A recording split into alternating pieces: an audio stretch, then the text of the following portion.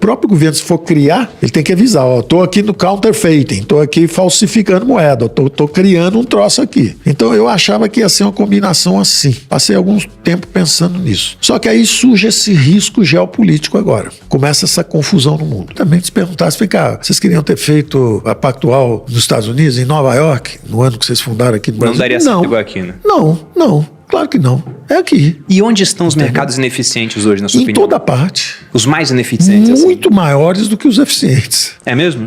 A profundidade é imensa. A profundidade é imensa, porque está tudo acontecendo o tempo inteiro, com choques, com tudo. Então você vê, os mercados, justamente quando eles estão populares e que todo mundo entra e tal, porque normalmente eles estão na fase já da estabilização, do retorno praticamente normal. Porque, você veja, o Brasil então é uma fonte de ineficiência. Nossa, meu Deus do céu, tem para todo lado, né? Então, por exemplo, quem estava em real estate, o Brasil é um continente, então vai ter real estate a vida toda. Você chegar, tem cidades que hoje tem 5 mil habitantes, que vão ter 30 mil habitantes, estão situadas na beirada do mar praticamente, e você vai lá, compra uma praia e espera, entendeu? Vai esperar 10 anos, 20 anos, 30 anos, mas vai dar um retorno muito maior. Justamente essas visões, né, é interessante isso. Os estilos de investimento, as filosofias de investimento, elas dependem muito da fase em que os mercados estão.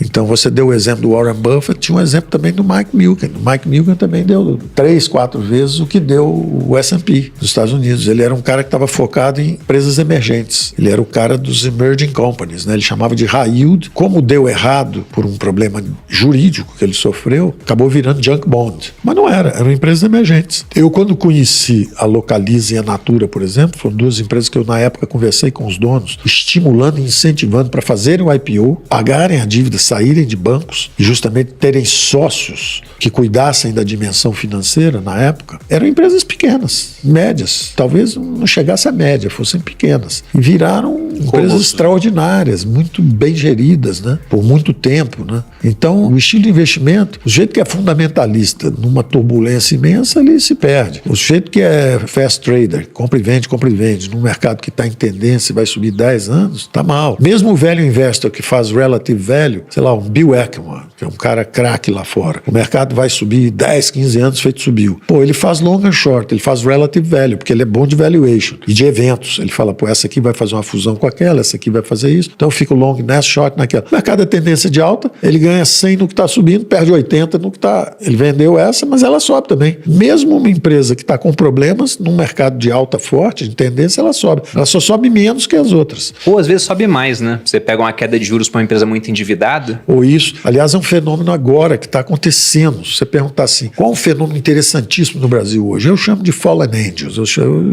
batizei de anjo caído. O jeito tem um resultado operacional muito bom, uma empresa muito sólida, só que ela errou a mão. No financeiro tá horrível. Ela, né? No financeiro, então tem um resultado, tem 3 bilhões de EBITDA.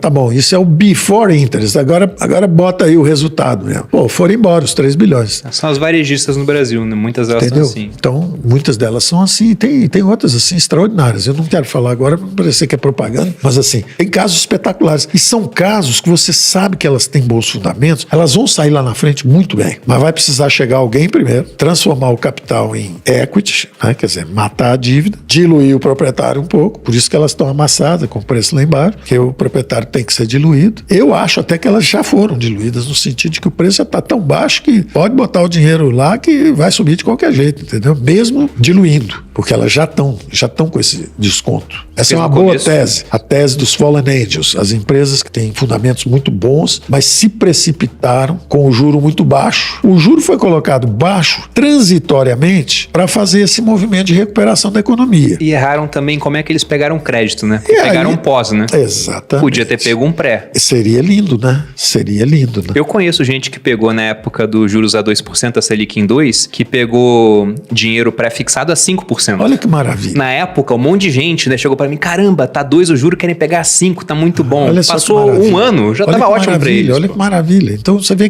que essas coisas se complementam, esses insights.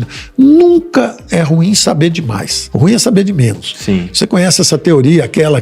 Você vai fazendo sua síntese, vai observando. Homens inteligentes que estudaram muito falam essas coisas. Se você pegar um Fama e pegar o pessoal que acredita em efficient market, você fala assim, olha o Buffett dizendo aqui que não acredita nisso. Vamos dizer assim, é um idiota. E ele também fala mal do pessoal acadêmico. Fala assim, pô, eu não dou dinheiro para as universidades para ensinar. Aliás, ele brinca, ele fala ironicamente, eu devia dar dinheiro para essas universidades ensinarem que os mercados são eficientes, que já está tudo no lugar, porque enquanto esses bobinhos pensarem isso, eu continuo tendo uma margem, um edge, uma vantagem no mercado. Ora, está subestimando também os outros, entendeu?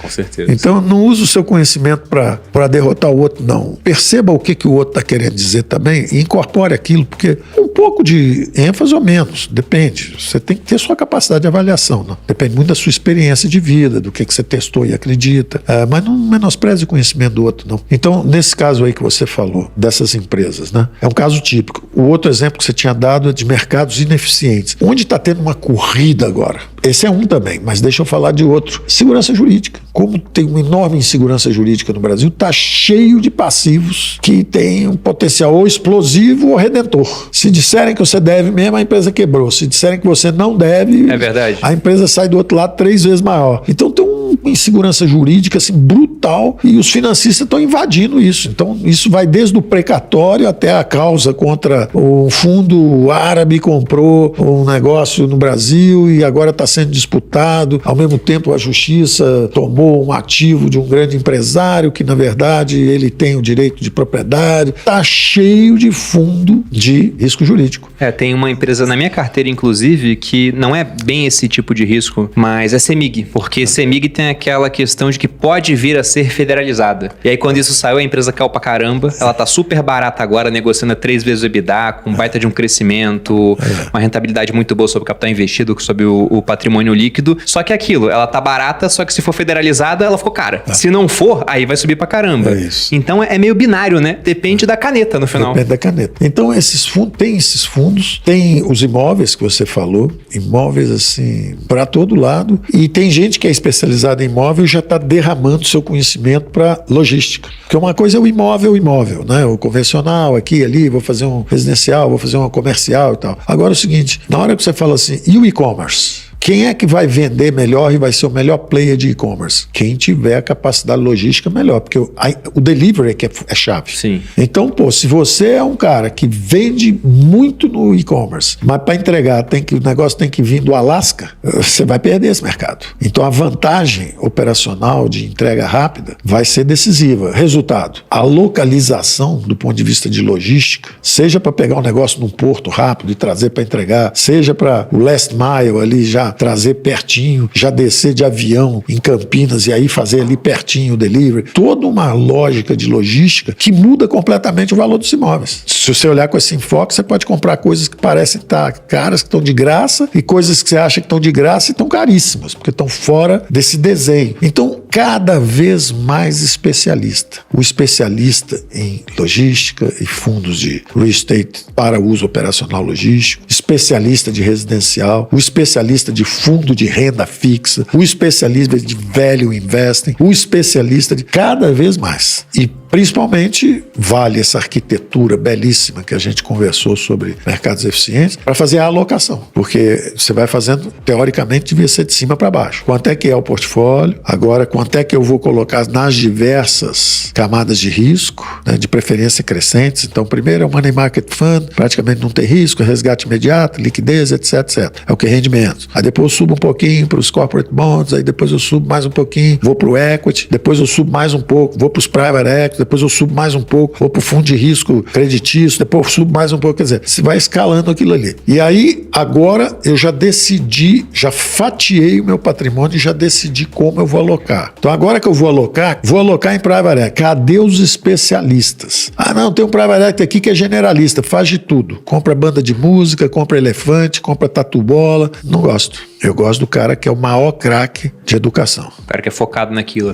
Ele conhece tudo daquilo ali, ele tem as melhores conexões, ele vive e morre por aquilo ali. São investimentos de 10 anos, 15 anos, fusões, aquisições que ele tem que fazer no setor, transição energética, agro. Quer dizer, vai no especialista, procura o especialista. Não é uma coisa, tô em real estate, qual? Faço tudo. Calma. Tem um cara que é o melhor de residencial, tem um cara que é melhor de fundos de logística, imóveis para uso logístico, tem um cara que é melhor para aluguéis comerciais. Bom, você citou o Bill Ackman, eu me lembrei de um tweet que ele fez há pouco tempo. O Bill Ackman estava comentando o seguinte, o Bitcoin está com um preço muito alto, e quanto mais alto o preço do Bitcoin, mais gente quer minerar Bitcoin. E a mineração de Bitcoin, ela gasta energia. Então, mais mineradores, mais energia gasta, a conta de energia fica mais alta, a inflação sobe, é ruim para nossa moeda, é bom para o Bitcoin. Aí no final ele falava, talvez eu devesse comprar um pouco de Bitcoin. E pegando até do seu histórico, Paulo, você citou, lá atrás a gente ganhou muito dinheiro, pegando dinheiro pré e investindo pós. Depois a gente pegou dinheiro lá fora, câmbio fixo, juro baixo lá fora para pegar a dívida, juro alto aqui para investir. E tem um cara que nesse momento tá fazendo mais ou menos isso, que é o Michael Saylor, o CEO da MicroStrategy. É uma empresa listada em Nova York, ela é uma empresa de software, só que tem um tempo que ele tá fazendo só o seguinte, ele pega a dívida em dólar, e como ele tá listado no mercado, ele tem acesso à dívida por um custo mais baixo, e tá comprando Bitcoin. É um dos maiores detentores de Bitcoin do mundo. Gosta de viver perigosamente. Gosta. Ou ele vai ser um dos homens mais ricos,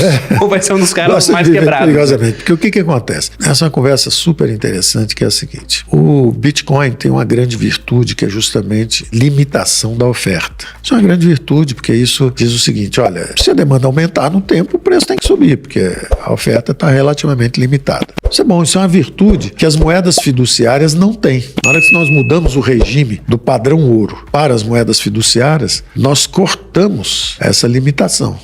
E de lá para cá, você tem as economias fiduciárias viraram experimentos extraordinários, a humanidade enriqueceu, foi tudo bem, só não contaram o final. A gente não sabe o final. Sim. A gente não sabe o final do experimento. E o final do experimento pode ser muito bom ou pode ser muito ruim. Depende da nossa transição desse sistema para o que vem depois. Eu achava que a transição aconteceria numa combinação de novas tecnologias com os fundamentos da moeda. Não adianta ter só a tecnologia. O exemplo que eu dou sempre é o seguinte, o Bitcoin é ótimo, é a moeda do futuro. Vai ali e compra um sanduíche no McDonald's, paga com Bitcoin. Toma um táxi, paga com Bitcoin. Se aceitarem, tá tudo certo. Porque moeda não é o que a gente imagina que tem valor. Essa é uma das funções da moeda, reserva de valor. Essa é uma bela, digamos assim, dimensão do Bitcoin. Pode ser uma reserva de valor. Todo mundo acha que é importante, mas um quadro de Picasso também é. É escasso, vai subir. É questão de tempo. Pode vender o Bitcoin, comprar um quadro de Picasso, pode vender o quadro de Picasso, comprar o Bitcoin. Você pode fazer. Mas você dificilmente compra um automóvel com um quadro de Picasso. Receber troco, a mesma coisa do Bitcoin. Não é fácil. Mas ele tem essa virtude, uma das 3 virtudes da moeda. Só que ela tem uma outra que é meio de pagamento aceito universalmente. Ela está longe disso. Está muito longe ainda. Mas está muito longe. Então eu achava o seguinte, que unidade de conta. Se não é meio de pagamento, ninguém vai fazer conta com aquilo. Ninguém vai fazer conta com aquilo, entendeu? Como é que eu vou fazer hoje? Vou poupar num banco, vou deixar 18 bitcoins, como é que eu vou? Quanto é que custa essa torre de iluminação que nós estamos usando, esse microfone? 18 bitcoins, 20 bitcoins, entendeu? Não dá, não é unidade de conta, não é meio de pagamento aceito, então ela está muito distante. Só que ela tem uma qualidade, o blockchain embaixo dela, garantindo, então é o que eu sempre imaginava. O futuro é uma combinação de nova tecnologia com a respeitabilidade e a confiabilidade dos governos. Então qual é o futuro? Para mim era óbvio, é o Central Bank Digital Currency, ou seja, é uma moeda digital, como é o Bitcoin, só que ela está com o blockchain embaixo. Você tem todo o histórico, todas as transações, quer dizer, não dá para falsificar. O próprio governo, se for criar, ele tem que avisar, estou aqui no counterfeiting, estou aqui falsificando moeda, estou criando um troço aqui. Então eu achava que ia ser uma combinação assim. Passei algum tempo pensando nisso. Só que aí surge esse risco geopolítico agora. Começa essa confusão no mundo. Eu acho que não vai escalar, porque eu estou vendo que quem faz a confusão são os perdedores da ordem antiga. Porque teve uma ordem, que foi essa Pax Americana, que durou aí 60, 70 anos, nunca tanta gente saiu da miséria, foi extraordinário. 4 bilhões de eurasianos saíram da miséria. No pós-guerra, os americanos reconstruíram primeiro a Alemanha, depois o Japão, que eram os 2 inimigos, seguindo Keynes, que o Keynes falou, não adianta você tentar pedir reparações para um povo que foi destruído. Ele até isso vai causar uma outra guerra falando disso. Né? Isso vai causar uma outra guerra. E causou uma outra guerra. Sim. Embora essa outra guerra tenha sido causada também pela luta contra o comunismo, porque tinha a Internacional Socialista dizendo, trabalhadores do mundo inteiro, univos, univos, univos. Aí veio o Nacional Socialismo, dizendo o seguinte, trabalhadores alemães, empresários alemães, governantes alemães, políticos alemães, vamos nos unir contra a Internacional Socialista. Então foi uma guerra um pouco mais complexa, com mais dimensões do que parece. Mas de qualquer forma, no pós-guerra é reconstruída a Alemanha, é reconstruído o Japão. Japão. E viram as 3 maiores economias do mundo: Estados Unidos, Alemanha e Japão. Logo depois, Reino Unido, que também tinha vencido a guerra junto com os americanos. E depois eles encostam na China. A China do Mao Tse-tung estava no chão, mas o Deng Xiaoping se acerta com Kissinger e o Nixon e eles começam a inclusão, a integração da China ao sistema econômico capitalista global. E aí você tem o maior período de crescimento sincronizado que a humanidade já viu. Todo mundo crescendo 60, 70 anos no final. Foi extraordinário. Aí, de repente, quem são os perdedores? Primeiro grande perdedor, a União Soviética. Ela colapsou e virou a Rússia. Só que a Rússia tem uma história, uma civilização longa, ela tem que ser respeitada. E ela se achou desrespeitada quando os europeus, em vez de a convidarem para se juntar ao NATO, né? North Atlantic Treaty, que é o pacto bélico, né? Estamos juntos, não vamos guerrear nunca, etc. Deixaram ela de fora e começaram a incluir países dentro da zona do euro e chegando cada vez mais perto dela. E todo mundo com base militar, base militar, base militar. Ela fala, pô, vocês estão me acuando aqui. Aí ela, de repente, inaceitavelmente, porque é desumano no século XXI você fazer guerra, é um absurdo. É até, digamos assim, uma desconsideração a essa longa civilização russa. Como é que faz um negócio desse depois de já ter vivido toda a tragédia do comunismo, aquela confusão, sistema político fechado, execução em massa, fome, miséria. Aí, de repente, quando ela emerge, esse desentendimento acaba virando uma guerra com a Ucrânia. Muito ruim.